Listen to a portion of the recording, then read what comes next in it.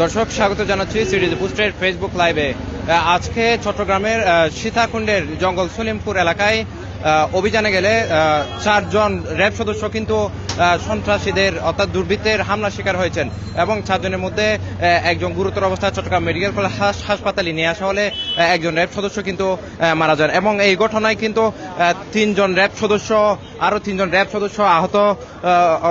হয়েছেন এবং আরো 3 জন র্যাব সদস্য কিন্তু সন্ত্রাসীদের কাছে জিম্মি অবস্থায় আছে বলে আমরা জানতে পেরেছি এবং কিছুক্ষণ আগে র্যাব 7-এর মিডিয়া বিভাগ বিষয়টি নিশ্চিত করেছেন এবং আজকে মূলত বিকাল 5টা থেকে 6টার দিকে এই অভিযানে গিয়েছিল র্যাবের সদস্যরা এবং একটি সিসিটিভি ফুটেজে আমরা যেটা দেখেছি সেই র্যাবের যে গাড়িবহর সেই গাড়িবহর তারা জিম্মি করে 4 থেকে 10 জন যে র্যাব সদস্য ছিলেন তাদেরকে জিম্মি করা হয় এবং 4 থেকে 5 জনকে হামলা করা হয় এবং এতে র্যাব সদস্যরা গুরুতর আহত হয় এবং তাদেরকে প্রথমে একটি স্থানীয় মেডিকেলে নিয়ে যাওয়া হয় এবং পরবর্তীতে তাদের অবস্থা আশঙ্কাজনক হওয়ায় চট্টগ্রাম মেডিকেল কলেজ হাসপাতালে নিয়ে আসা হয় এবং সেখানে কর্তব্যরত চিকিৎসক একজনকে মৃত ঘোষণা করে এবং যেটি বলছিলাম চট্টগ্রামের সীতাকুণ্ডের জঙ্গল সলিমপুর ইউনিয়নে অবস্থিত এই ছিন্নমূল এলাকায় মূলত যে সন্ত্রাসীরা দীর্ঘদিন ধরে তাদের যে রাজত্ব সেটি কায়েম করেছিলেন এবং আজকে র্যাবের উপর সরাসরি হামলা এবং সরাসরি গুলির ঘটনা ঘটেছে বলে আমরা জানতে পেরেছি এবং গুলিতে কিন্তু ইতিমধ্যে একজন র্যাব সদস্য নিহত হয়েছেন এবং নিহত র্যাব সদস্যের নাম মোতালেব। তিনি ডিএডি পদমর্যাদায় র্যাবে কর্মরত ছিলেন। এই ঘটনায় র্যাব সদস্য আরও বেশ কয়েকজন আহত হয়েছেন বলে প্রাথমিকভাবে জানা গেছে এবং দুর্বৃত্তের হাতে জিম্মি রয়েছেন র্যাবের অন্তত 3 জন সদস্য এবং জঙ্গল সলিমপুরের আপনারা জানেন গত 4 দশক ধরে পাহাড় কেটে গড়ে তোলা হয়েছে কয়েক হাজার অবৈধ বসতি। এই দখলদারিত্ব এবং প্লট বাণিজ্যটিকে রাখতেই সেখানে দীর্ঘদিন ধরে সন্ত্রাসীদের একটি দুর্ধর্ষ বাহিনী গড়ে তুলেছিল এবং এলাকাটিকে বর্তমানে একটি নিষিদ্ধ নগরীতে পরিণত করা হয়েছে, যেখানে বাসিন্দাদের জন্য রয়েছে বিশেষ পরিচয়পত্র। শুধু বহিরাগতরাই নয়, মূলত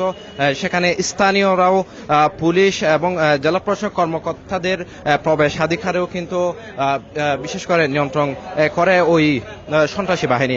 এবং সেখানে এর আগেও একাধিকবার অভিযান চালাতে গিয়ে আইনশৃঙ্খলা রক্ষাকারী বাহিনী হামলা শিকার হয়েছেন। এর মধ্যে কিছুদিন আগে সেখানে সংবাদ সংগ্রহ করতে গেলে মূলত এখন টিভির একজন সংবাদকর্মী সন্ত্রাসীদের হামলার শিকার হয়েছেন এবং তিনি গুরুতর আহত হয়েছিলেন। সেটি বেশ কিছুদিন যেতে না যেতে আজকে র্যাব সদস্যদের উপর যে হামলা, সে হামলায় পুরো এলাকা জুড়ে আতঙ্ক বিরাজ করছে এবং এই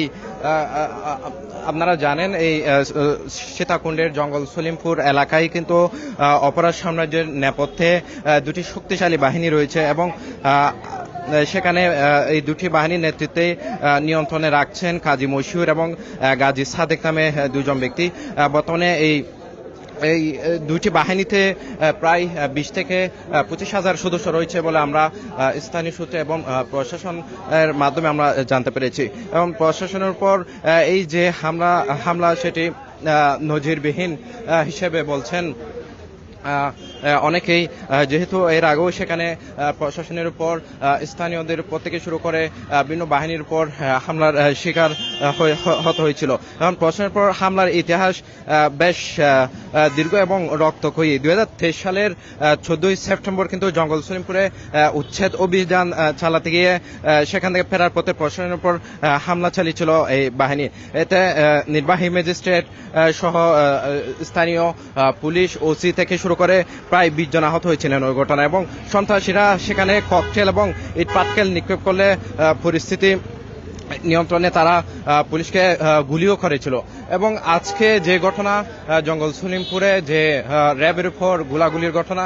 সেই ঘটনায় যে একজন র্যাব সদস্য নিহত হয়েছেন এবং 3 জন গুরুতর আহত অবস্থায় চট্টগ্রাম মেডিকেল কলেজ হাসপাতালে চিকিৎসাধীন অবস্থায় আছেন। তাছাড়া আরও অন্তত 3 জন র্যাব সদস্য এই সন্ত্রাসী বাহিনীর হাতে জিম্মে আছে বলে আমরা জানতে পেরেছি। এবং সর্বশেষ এই যে ঘটনা, এই ঘটনার পর থেকে আমরা জানতে পেরেছি জঙ্গল সলিমপুর এলাকায় পরিস্থিতি নিয়ন্ত্রণে অতিরিক্ত পুলিশ, র্যাব থেকে শুরু করে যৌথ বাহিনী, তারা পরিস্থিতি নিয়ন্ত্রণে সেখানে এই মুহূর্তে অবস্থান করছেন। এবং তারা র্যাবের যে 3 জন র্যাব সদস্য জিম্মে আছেন তাদেরকে উদ্ধারে যে তৎপরতা সেটি বলবৎ রেখেছেন। এবং আপনাদেরকে জানিয়ে রাখি, এর আগে 2022 সালেও কিন্তু একাধিকবার র্যাব ও পুলিশের উপর হামলার ঘটনা ঘটেছিল। প্রশাসনের পক্ষ থেকে মাঝে মধ্যে পাহাড় কাটা সরঞ্জাম জব্দ করা হলেও মূলত তাদের প্রস্থানের পরপরই এই যে মাটি কাটার যে মহড়া সেটি শুরু হয়। এবং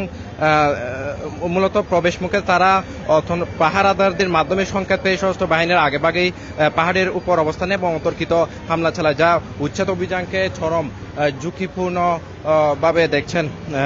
সাধারণ মানুষ। এবং এর কারণে কিন্তু এই এলাকায় দীর্ঘদিন ধরে ত্রাসের রাজত্ব কায়েম করলেও বিভিন্ন বাহিনী তাদের যে অপরাধ জগৎ নিয়ন্ত্রণে সেটি কিন্তু নিয়ন্ত্রণে রাখতে পারেনি, যার প্রেক্ষিতে আজকে যে ঘটনা সেটি নজিরবিহীন হিসেবে দেখছেন সকলে। যেহেতু র্যাবের উপর যে হামলা, সেই হামলায় ইতিমধ্যে একজন নিহত হয়েছেন এবং আরও 3 জন গুরুতর আহত অবস্থায় চিকিৎসাধীন আছেন। তাছাড়া আরও বেশ কয়েকজন র্যাব সদস্য এখন পর্যন্ত চট্টগ্রাম তাদের কাছে, সন্ত্রাসী বাহিনীদের কাছে জিম্মে আছে বলে র্যাব সূত্রে আমরা জানতে পেরেছি।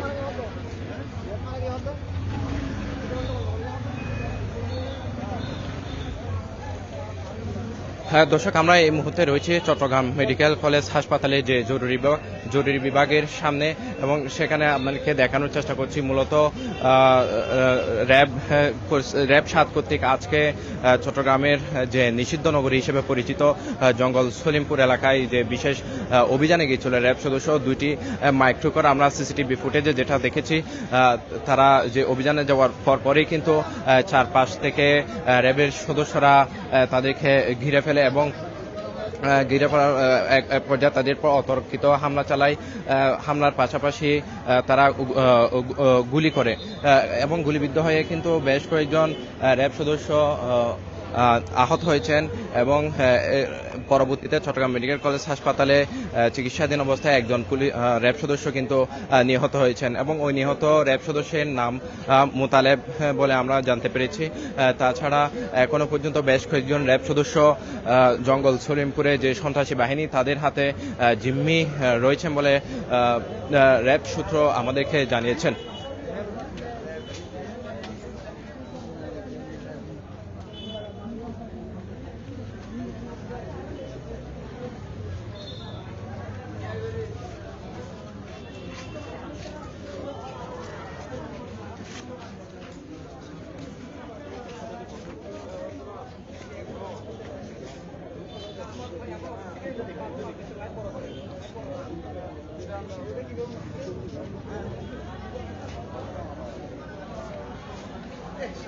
দর্শক শুনছিলেন মূলত চট্টগ্রামের জঙ্গল সলিমপুর এলাকায় র্যাবের উপর যে হামলা, সে হামলায় কিন্তু একজন র্যাব সদস্য নিহত হয়েছেন এবং আরও বেশ কয়েকজন র্যাব সদস্য আহত হয়েছেন। পাশাপাশি 3 জন থেকে অন্তত 3 জন র্যাব সদস্য এখনও সন্ত্রাসী বাহিনীর কাছে জিম্মি রয়েছেন এবং ঘটনা পরিস্থিতি নিয়ন্ত্রণে কিন্তু যৌথ বাহিনী থেকে শুরু করে বিভিন্ন বাহিনী কিন্তু এই মুহূর্তে সীতাকুণ্ডের যে জঙ্গল সলিমপুর সেখানে তারা পরিস্থিতি নিয়ন্ত্রণে কাজ করছেন এবং জিম্মি যে র্যাব সদস্য তাদেরকে উদ্ধারে কাজ করছেন। এবং চট্টগ্রাম মেডিকেল কলেজ হাসপাতাল থেকে মূলত এতটুকুই ছিল আমার কাছে র্যাবের উপর যে হামলা, সে হামলার সর্বশেষ খবরাখবর।